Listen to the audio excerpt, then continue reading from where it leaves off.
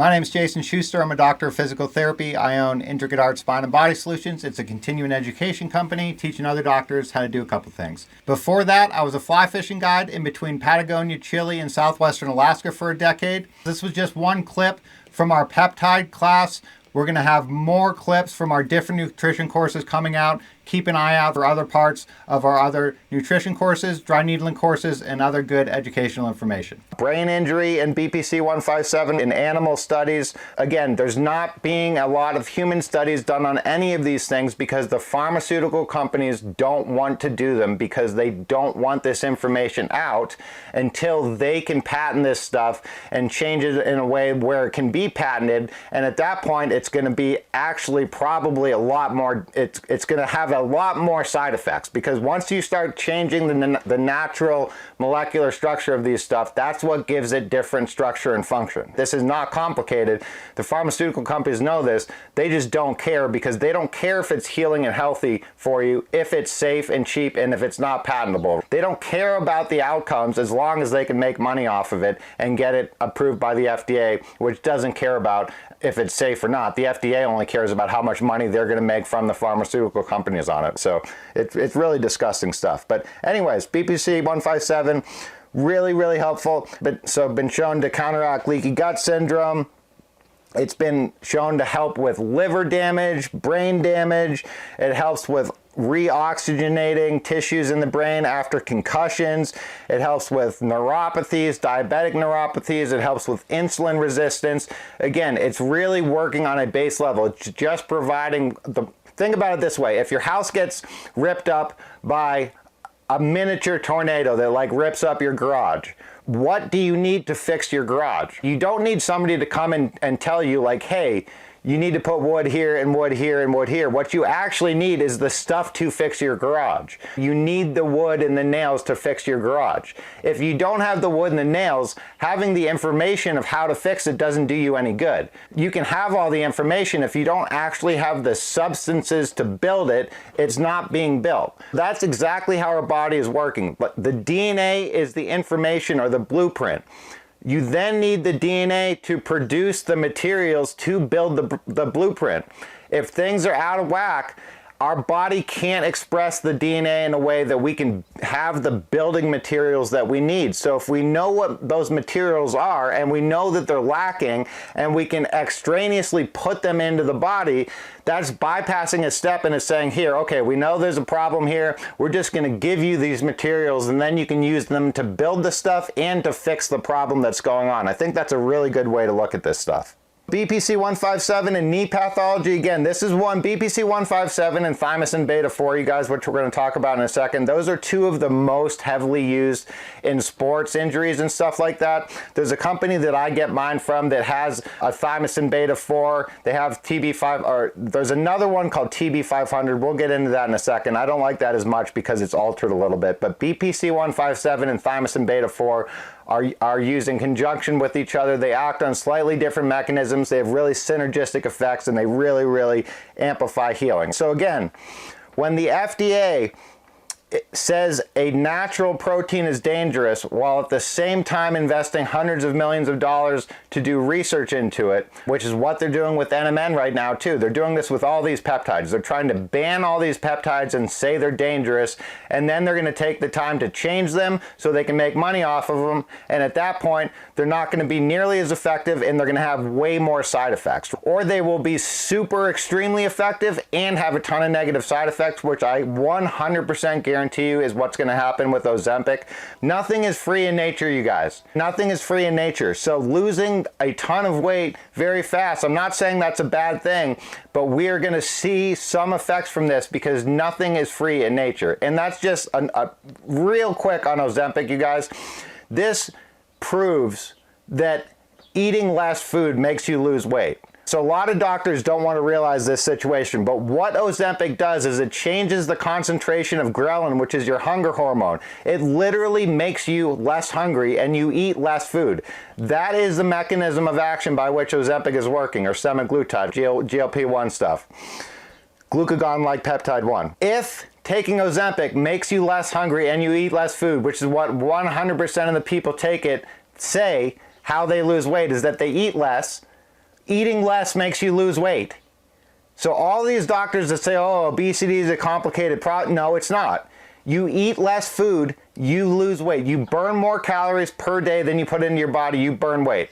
If you want to argue with that, first show me your equations that say you figured out how to break the laws of thermodynamics in human beings. So by saying that eating less food doesn't make you lose weight, you are saying that the laws of thermodynamics are false. So first, if you say that, I would like you to show me how the laws of thermodynamics are false, and then explain to me how Ozempic makes people lose weight, and then tell me why you tell me that eating food has nothing to do with weight loss. This is the line of thought of the majority of physicians in the United States. It's not your fault. You're not eating too much food. Let me give you this drug that makes you eat less food and you're going to lose weight. But don't worry, it's not your fault. Oh, and by the way, you have to take this drug for the rest of your life. That's the literal deal, you guys. So steroid injections don't repair tendons. So steroid injections typically just help reduce inflammation. BPC-157 actually stimulates repair mechanisms. So like I said before, it's like a stem cell. It acts very similar to a stem cell. It stimulates regenesis or regrowth of nerves, of vascular tissue, of muscle tissue, of cartilage. It's just really, really helpful. So 9 out of 10 patients, it significantly helped 9 out of 10 patients in this one knee study. It lasted much, much longer, 6 months and beyond, where typical steroids are only lasting like 1 or 4 weeks for people. And again, steroids are just addressing a symptom of the problem. Steroids are addressing inflammation. And that's not necessarily bad. We need to reduce inflammation a lot of time, but steroids also have a ton of negative side effects. So why are we still giving people steroids when we know that this BPC-157 works better than steroids, it has less negative side effects, and it's cheaper? So why aren't we using it? That last thing that I said is why we're not using it. It's cheaper. It works better and it's cheaper, so we're not going to use it. That is how our medical system works in the United States, you guys, and that's why it's so important to take it upon yourself to learn about this stuff, because if you don't teach it to yourself, or if somebody doesn't tell you about it, you're never going to know that it exists, because it doesn't matter how healthy or healing things are. It matters how much money people can make off of them. So treating knee pain with BPC-157, faster and less complex treatment than treating it with PRP. So again, I like PRP, is very good, platelet-rich plasma. These peptides just seem to be more potently effective, and they don't have any negative side effects. PRP is a natural thing. BPC-157 is a natural treatment. BPC-157 just seems to have more beneficial effects. There's ways that I've heard of people injecting this directly into joints or into tendons and stuff, which is what I do. So I ripped apart my shoulder, my right shoulder, when I was playing hockey in a car accident with my right hip. Instead of injecting into my stomach, I go directly into the tendons and ligaments that I want to treat. A lot of people do that. Some doctors do intra-articular injections, which is hard to do on most joints without imaging, except the knee. You can do it on the knee pretty easy without imaging. So that just kind of depends on the individual practitioner and how it did. There was one really cool study, you guys, where they did steroid injections in BPC-157. BPC-157 was more effective than steroids, and it also ameliorated any of the negative side effects of the steroids. If people gave BPC-157 with the steroid, methylprednisone has been shown to slow down healing, but it does reduce inflammation. BPC-157 reduces inflammation and speeds up healing. So you're not getting the negative side effects as you are with steroids, but you're getting all the positive side effects. BPC-157 reduces inflammation and speeds up healing. Steroids reduce inflammation and slow down healing. This is one of the reasons that you can't take steroids too much, because it starts to actually weaken stuff. Again, why are we still using steroids in place of BPC-157 and these other peptides? They're safer, you can take them consistently without problems, and they just work better and they have less negative side effects. So why aren't we using them? It's because they're cheap, safe, and effective. That is the reason. Really, really unfortunate. The primary side effects, you guys, that my doctor friends that use these things with their patients, I've not seen any side effects from these myself personally, but I do know some people, and it is in the literature, that's some of the common side effects, and again, there's no major serious adverse effects for any of these peptides. The common minor ones, nausea, stomach issues, and headaches. So again, you want to make sure you're getting these peptides from a good pharmacy. We're going to talk compounding pharmacies here before this class is over. The best way to do these peptides, you guys, is to find a functional medicine doctor that works with these peptides on a regular basis, and that you can go to them and they can do the injections and stuff for you. When you're getting them from a functional medicine doctor, they're going to be getting it from a 503A compound pharmacy, which is the highest credentialed compounding pharmacy with the highest purity and quality of stuff. Then there's 503B pharmacies, which is where you can get these supplements not directly through a medical doctor, and there's some 503A pharmacies that you can use too. But nowadays, you guys, with the online medicine and the ability to do visits on the internet, you can get a good functional medicine doctor to prescribe you this stuff. And then I think a lot of them, if you go in and they show you how to inject it into your stomach, after that, they'll just prescribe it to you in just like an insulin injection, where you'll get it from the pharmacy, you get little syringes, and you can administer it yourself. So it just kind of depends on the doctor, but that's the best way to do it. Then you know you're getting high quality stuff. And there are good companies that you can get it from also without going through a doctor. There's multiple ways you can do it. Again, I don't prescribe medicine, so I'm not recommending that you do this one way or the other. I'm just telling you what my friends do, what I do, and different ways to do it. You guys can decide how to do it yourself. So BPC-157, like Dr. Lee said, it's improving healing through a bunch of different mechanisms.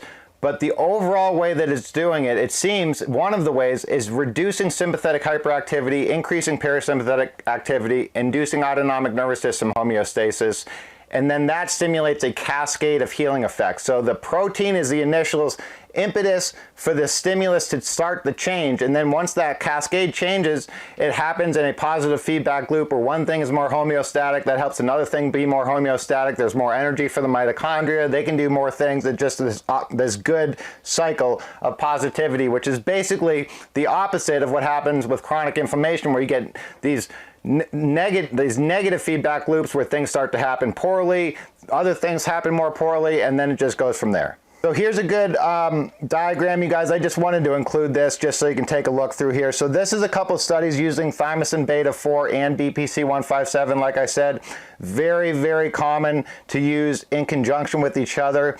There is the dosages that were used in here, right? So I just wanted to include that so you guys can see some of the literature, what they're using for dosages and stuff like that. So this one study was using 2 milligrams of BPC with 3 milligrams of thymosin beta-4. Some of them were using 6 milligrams of thymosin beta-4 and 4 milligrams of BPC-157, right?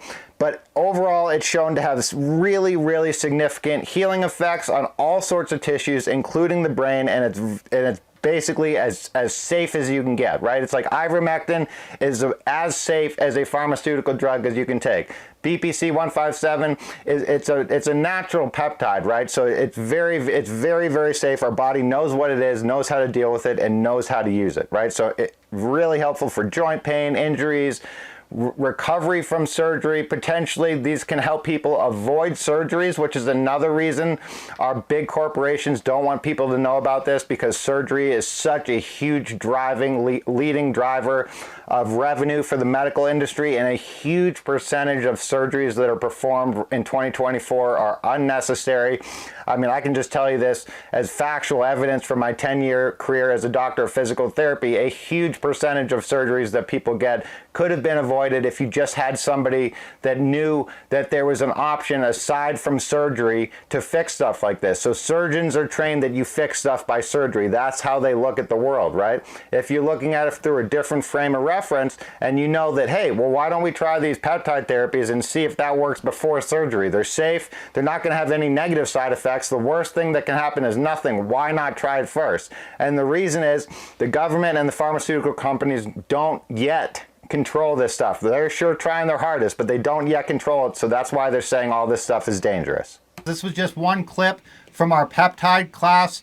We're going to have more clips from our different nutrition courses coming out. Keep an eye out for part 2 and for other parts of our other nutrition courses, dry needling courses, and other good educational information.